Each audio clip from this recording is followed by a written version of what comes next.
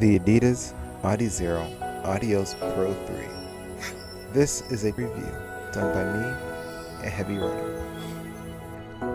It's very breathable. It doesn't have a normal sensation of a regular upper, and I think that's mainly because it's recycled. I really like the toe box area.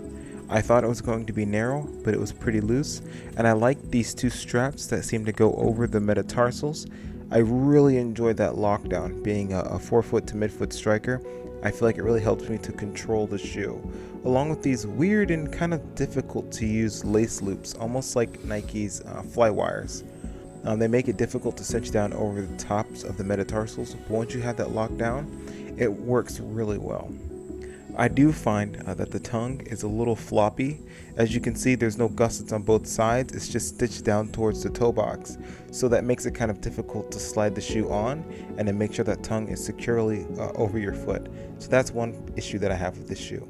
Another issue that I have is with the heel counter. I don't mind at all that there's not really any structure, but I consistently have heel slip, which kind of stinks because this is a rigid shoe.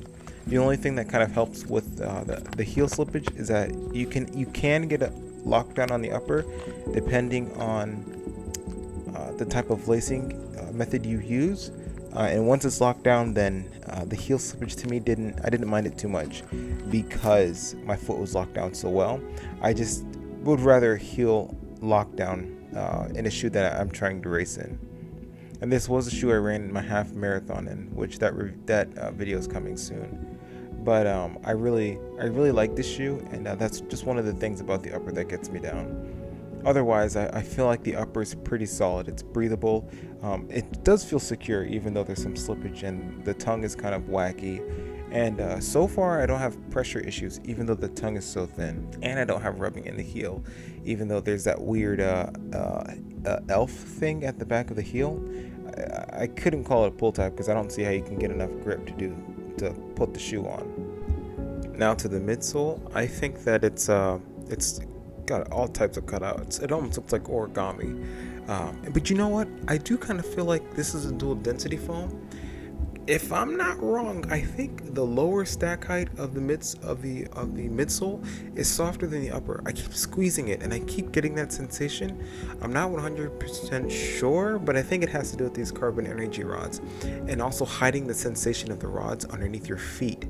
I do notice that I don't feel them as much.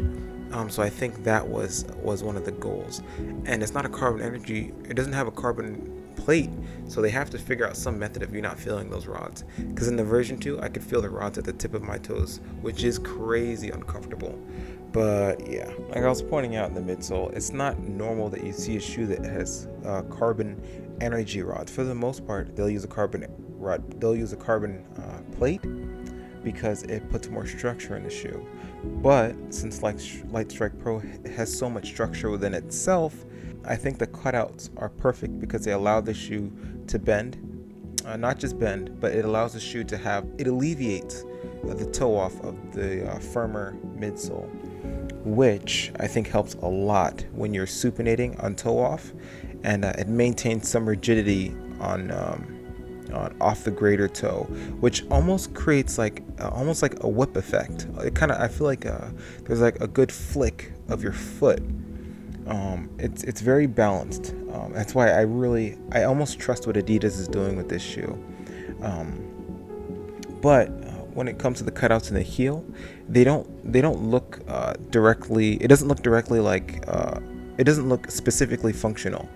It just looks like a bunch of crazy cutouts, almost like a machine just spit this thing out, and it looks super futuristic. But I would have to say that there is some supination, I feel like, in the heel. I feel like in the forefoot, with this shoe, it's more stable, but in the heel, I feel like there's a slight outward rolling, which is a little confusing of a sensation under my foot. But overall, I'd have to say the sensation of the midsole is more stable than the first version. Now, about the carbon energy rods, if you've had both the second version and the third version like I do, you can feel that there is the rods in the third version are higher up. And I think that's what deadens the feel of the shoe a little bit. It doesn't feel as propulsive or explosive or I don't feel like I'm getting as much energy return as the Pro 2. The Pro 2 just felt like an animal, and that's a little unfortunate that that shoe had such a tilt in it, such an outward tilt, because I feel like that shoe really could have been, you know, perfect. But this shoe doesn't have that. It has the cutouts, which kind of mimic that on toe off, which gives an unusual sensation. But these rods are super stiff. So at toe off, it's a little deadened because the rods are further up in the midsole. But one thing I can say for sure is once you break in this midsole, then everything comes together. And even though it's not as propulsive, I feel as though it is more dampening of the roads, and it takes a little bit away of the of the power away from those rods, and uses them for just a more smoother energy return. So I feel like this shoe, it feels better on my legs than the version 2, even though the version 2 was more propulsive. I recovered much faster with this shoe than I did with my version 2, even though I felt like the energy return wasn't there as much. So it's kind of like a give or take. Which do you want? Do you want to recover faster? Do you want to be a little bit more comfortable? Or would you rather just be flying and your shoe feel kind of wonky? Even though this shoe did feel kind of wonky as well. And this has carbon energy rods 3.0 or 2.0. And I gotta be honest, I prefer the first version because I like that carbon plate in the heel. It gave this shoe a nice springy feeling from the back, because I think it recruited more of the Lightstrike Pro in the heel section. Whereas this one, it's noticeably a different sensation in the heel. You can feel that the heel is just softer, just feels more dampening. It feels like there's more dampening. So onto the outsole. I feel like the outsole of this shoe, once again, like the last version, is perfect. It's definitely different. The cutout of the midsole is farther towards the back than the original version, or than the second version. And I think that just allows for there to be more foam under your forefoot. And like I pointed out, that the rods are farther up in the midsole, it adds for more softening of the Lightstrike Pro. So yeah, almost nowhere whatsoever, and I have about 50 miles on these pair here. But I would say at the 50-mile mark, I feel like these shoes, even after the marathon, these shoes are so resilient.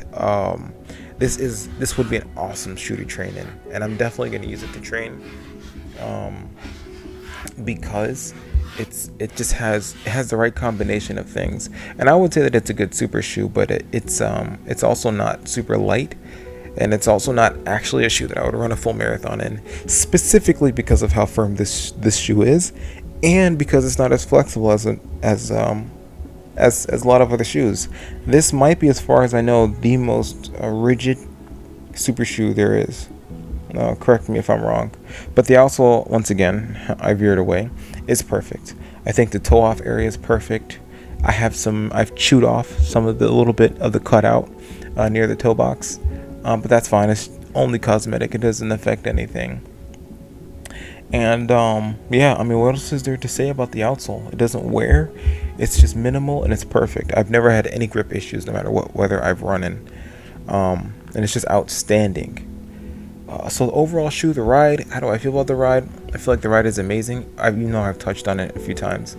I would not run 20 miles in this shoe, even though I kind of want to. I just don't feel like it's necessary to have that kind of stress. When I was first getting used to the shoe, before the midsole broke in, it was tearing up my soleus, but I just trusted this shoe. Because I know Lightstrike Pro, I know how it breaks in, and once it does, the shoe gives back to you. So, I also want to stress, beyond just break-in, I want to stress where you land and how you push off on the shoe. If you're a heavy heel striker, I personally don't know how much you're going to get from it. But if you're a strong mid to 4-foot striker, especially a 4-foot striker, once you break in this foam and that bounciness really comes through, you're really going to like it. It's just smooth, and it feels stable. And the longer you run in it, the more the shoe balances out, and it feels like I feel like it's accommodating to the foot.